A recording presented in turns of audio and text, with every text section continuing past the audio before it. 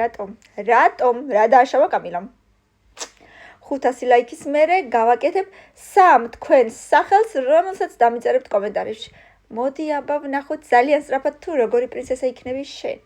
ოღონდ 500 ლაიქი მინდა აუცილებლად